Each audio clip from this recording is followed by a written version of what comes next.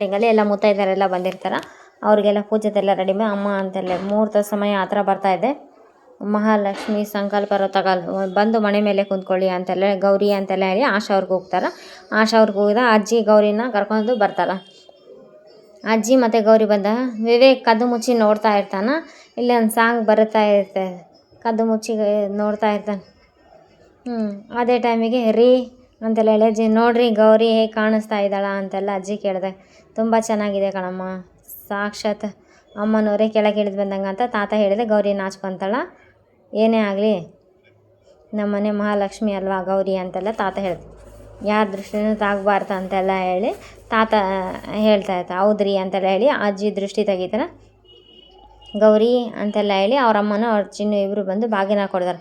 ಅವರಮ್ಮನ ದೃಷ್ಟಿ ತೆಗೆದು ಬಾಗಿನ ಕೊಟ್ಟಾಗ ಅಜ್ಜಿದು ಇದೆಲ್ಲ ರೆಡಿ ನನ್ನನ್ನೇ ಈಗ ರೆಡಿ ಮಾಡಿದ್ದು ಅಜ್ಜಿ ಅಂತೆಲ್ಲ ಹೇಳ್ತಾರೆ. ಓಹೋ ಈ ರಥಕ್ಕೆ ಬಂದಾಗ ನೀವು ಇಷ್ಟೇನ ತಂದಿದ್ದು, ವಾಟ್ ಈಸ್ ದಿಸ್ ಅಂತೆಲ್ಲ ಹೇಳ್ತಾ ಬಾಗಿನ ತಂದಿದ್ದು ನೋಡಿ ಅದರಲ್ಲಿ ಏನಿದೆ ಅಂತೆಲ್ಲ ಹೇಳಿದೆ.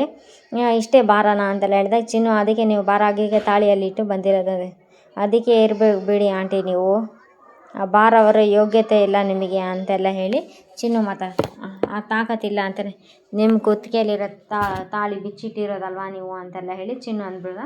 ಗೌರಿ ಅವರಮ್ಮ ಇಬ್ಬರು ಗೌರಿ ಮತ್ತು ಚಿನ್ನುಗೆ ಸುಮ್ಮನೆ ದೊಡ್ಡವ್ರ ಮುಂದೆ ಈಗೆಲ್ಲ ಮಾತಾಡ್ಬಿಟ್ಟು ಚಂಚಲ ಅವಳೇನು ಚಿಕ್ಕ ಹುಡುಗಿ ನಿನಗೆ ಗೊತ್ತಾಗಲ್ವಾ ಅಷ್ಟು ಅಂತೆಲ್ಲ ಹೇಳಿ ಅವರಮ್ಮ ಬೈದ್ಬಿಡ.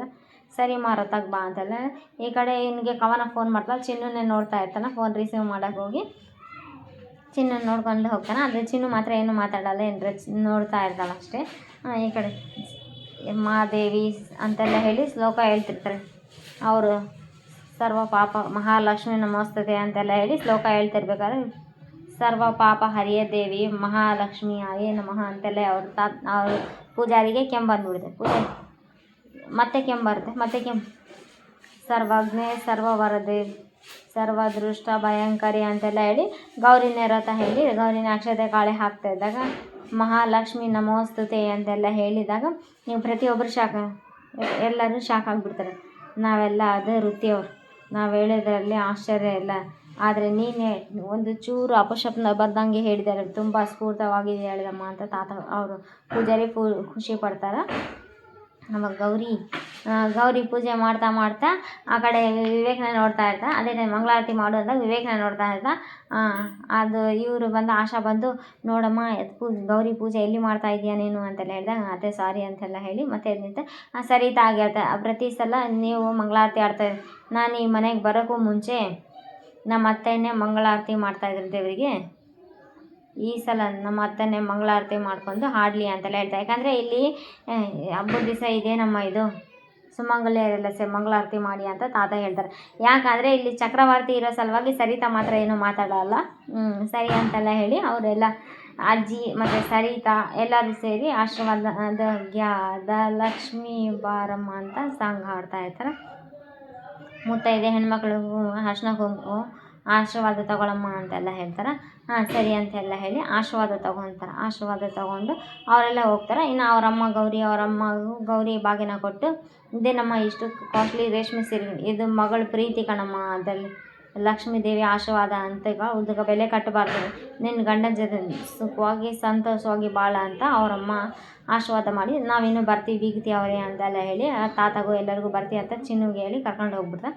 ಚಿನ್ನು ಹೋಗ್ತಾ ಇದನ್ನೇ ಶ್ಯಾಮ್ನ ನೋಡ್ಕೊಂಡು ಹೋಗ್ತಾ ಮಾತಾಡಲ್ಲ. ಇಲ್ಲಿ ಮಾತಾಡೋ ಶ್ರೀಮನ್ ನಾರಾಯಣ ನಮ ಅಂತ ಸ್ವಾಮೀಜಿಗಳು ನೋಡಮ್ಮ ಎಲ್ಲರ ಆಶೀರ್ವಾದ ತಗೊಳ್ಳಿ ಅಂತೆಲ್ಲ ಹೇಳಿದಾಗ ಸರಿ ಅಂತೆಲ್ಲ ಹೇಳಿ ಆಶಾ ಎಲ್ಲರಿಗೆ ಅಕ್ಷತೆಗೆ ಕೊಡ್ತಾ ಆಶಾ ತಾತ ವಿವೇಕಿಗೆ ಮತ್ತು ಆಮೇಲೆ ಚಕ್ರವರ್ತಿ ಅವ್ರಿಗೆ ಎಲ್ಲರಿಗೂ ಕೊಡ್ತಾ, ಆಮೇಲೆ ಚಂಚಲ ಮಗಗೂ ಕೊಡ್ತಾ ಎಲ್ಲರಿಗೂ ಅಕ್ಷತೆ ಕಾಳು ತಗೊಂಡು ಫಸ್ಟ್ ಅಜ್ಜಿ ಬಂದು ಆಶೀರ್ವಾದ ತಗೊತ ದೀರ್ಘ ಸುಮಂಗಲಿ ಭವ ಅಂತೇಳಿ ತಾತ ಆಶೀರ್ವಾದ ಮಾಡಿ ಸ್ವಲ್ಪ ಕೆಮ್ಮು ಏನಾಯಿತು ಸಾಯಂಕಾಲ ಡಾಕ್ಟರ್ ಹತ್ರ ಕರ್ಕೊಂಡು ಹೋಗಿ ಚಕ್ರವರ್ತಿ ಅಂತೆಲ್ಲ ಚಕ್ರವರ್ತಿಗೆ ಅವ್ರ ವೈಫು ಆಶೀರ್ವಾದ ಮತ್ತು ಅವರು ಸರಿತಾ ಮೇಡಮ್ಗಳು ಚಕ್ರವರ್ತಿ ಆಶೀರ್ವಾದ ತಗೊತಾಳ. ಅವರು ಆಶೀರ್ವಾದ ಆಯುಷ್ಮಾನ್ ಭವ ಅಂತ ಅವರು ಆಶೀರ್ವಾದ ಮಾಡ್ತಾರೆ. ಅಕ್ಷತೆ ಹಾಕಿದ ತಕ್ಷಣ ಜ್ಞಾನೇಶ್ ಅವರು ಆಶಾಗೆ ಅಕ್ಷತೆ ಹಾಕಿದ ತಕ್ಷಣ ಊಟ ಹಾಕ್ತೀಯಲ್ಲ ಹೊಟ್ಟೆ ಚೂರ ಆಯ್ತು ರೀ, ಹೊಟ್ಟೆ ಮೇಲಿನ ಲಕ್ಷಣ ಕಡಿಮೆ ಮಾಡಿರಿ, ಆ ಊಟ ಹಾಕ್ತೀನಿ ನಾನು, ಫಸ್ಟ್ ನನಗೆ ಆಶೀರ್ವಾದ ಮಾಡಿ ಅಂತ ದೀರ್ಘ ಸುಮಂಗಲಿ ಭವ ಅಂತ ಅವರು ಆಶೀರ್ವಾದ ಮಾಡ್ತಾರೆ. ಆಮೇಲೆ ಹಾಗೆ ಆಶೀರ್ವಾದ ತಗೋ ಅಂತೆಲ್ಲ ಹೇಳಿ ಮೋನಿಕಾ ಆಶೀರ್ವಾದ ತೊಗೊಳಕ್ಕೆ ಹೋದಾಗ ಅವಾಗ ಬೇಡಮ್ಮ ಹೊಟ್ಟೆಲಿ ಏನೋ ಮಗುಗೆ ತೊಂದರೆ ಆಗ್ತೈತಿ ಬೊಗ್ಗಬೇಡ ಹಂಗಿತ್ತು ಆಶೀರ್ವಾದ ತಗೋ ಗೌರಿ ನೀನು ಆಶೀರ್ವಾದ ತಗೊಮ್ಮ ಅಂತೆಲ್ಲ ಹೇಳಿ ವಿವೇಕ್ ಮುಂದೆ ಬಾ ಅಂತ ಜ್ಞಾನೇಶ್ ಹೇಳ್ತಾರೆ. ಗೌರಿ ಖುಷಿಯಿಂದ ರೀ 100 ವರ್ಷ ಇರಬೇಕಂತ ನಾವಿಬ್ಬರು 100 ವರ್ಷ ಇರಬೇಕಂತ ಆಶೀರ್ವಾದ ತಗೊಂಡಿಂದ ವಿವೇಕ್ ಹಿಂದೆ ಸರ್ಕೊಂಡು ಅಕ್ಷತೆಗಳೆಲ್ಲ ಕೆಳಗೆ ಚೆಲ್ಲಿ ಬಿಡ್ತಾನೆ. ಗೌರಿ ಮೇಲೆ ಹಾಕಲ್ಲ. ಮನೆಯಲ್ಲಿ ಪ್ರತಿಯೊಬ್ಬರು ಶಾಕ್ ಆಗಿಬಿಡ್ತಾನೆ. ಅವರಮ್ಮ ಸರಿತ ಏನೋ ವಿವೇಕ ಇದನ್ನು ನನಗೆ ಕ್ಷಮಿಸಿ, ನಾನು ಮಾತ್ರ ಇವಳನ್ನ ಯಾವತ್ತೂ ಕ್ಷಮಿಸಲ್ಲ ಅಂತೆಲ್ಲ ವಿವೇಕ್ ರೂಮ್ಗೆ ಹೋಗ್ಬಿಟ್ರೆ ಚಂಚಲಾಗ ಫುಲ್ ಹ್ಯಾಪಿ ಹಬ್ಬ ಮಾಡೋದಂದೇ ಬಾಕಿ ಇರ್ತೈತೆ ಚಂಚಲ. ಅದೇ ಟೈಮಿಗೆ ಗೌರಿನ ಅಳ್ಕೊಂತ ಹಿಂದೆ ಹೋಗ್ಬಿಟ್ಟು ಅಲ್ಲಿ ಜಗಳ ಆಡ್ತಾ ಇರ್ತಾರೆ ರೂಮ್ ಒಳಗೆ.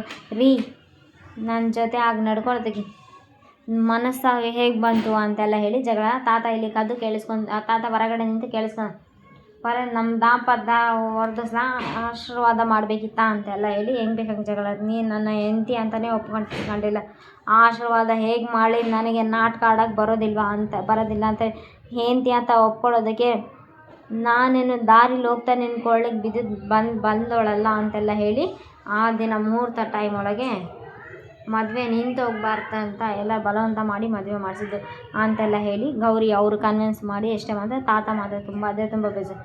ಹಾಗೆ ಸಹಿಸ್ಕೊಂಡು ಏನನ್ನ ಸಹಿಸ್ಕೋಬೇಕು ಅಂತ ಹೆಂಡ್ತಿನ ಬಾಂಧವನ ಜವಾಬ್ದಾರಿ ಅಂತ ಇಷ್ಟು ದಿವಸ ಏನು ಡ್ರಾಮಾ ಮಾಡಿದ್ದು ಇಷ್ಟು ದಿವಸ ಇವತ್ತಿನ ಡ್ರಾಮಾ ಅಲ್ಲಂದರೆ ಇದಕ್ಕೂ ಮುಂಚೆದು ಡ್ರಾಮಾನ ಸಪ್ತಪದಿ ಅನ್ನೋ ಹೆಸರಿನಲ್ಲಿ ನನ್ನ ಕಾಲಿಗೆ ಸಂಕೋಲೆ ಹಾಕಿದಾರ ಅಂತೆಲ್ಲ ಹೇಳಿ ಪಾಪ ಗೌರಿ ಆಳ್ತಾ ಇದ್ದಾರೆ. ತಾತ ಸುಮ್ಮನೆ ನೋಡ್ದ. ಪಾಪ ಗೌರಿನೇ ಆದರೆ ಪಾಪ ಗೌರಿ ಆಳ್ತಾ ಇರೋದು ನೋಡಿ ಎಲ್ಲರಿಗೂ ಬೇಜಾರು ಆಗ್ತಿರ್ತೈತಿ. ಸಪ್ತಪದಿ ಗಂಟ ಇಬ್ಬರು ಅಲ್ಲ ಒಬ್ಬರು ಅಂತೆಲ್ಲ ಆಗ್ತೈತೆ ಅಂತೆಲ್ಲ ಹೇಳಿ ಪಾಪ ಗೌರಿ ಎಷ್ಟೇ ಕನ್ವಿನ್ಸ್ ಮಾಡ್ತಿರ್ತಾರೆ. ಗೌರಿ ಎಷ್ಟೇ ಕನ್ವಿನ್ಸ್ ಮಾಡಿದ್ರು ವಿವೇಕ್ ಮಾತ್ರ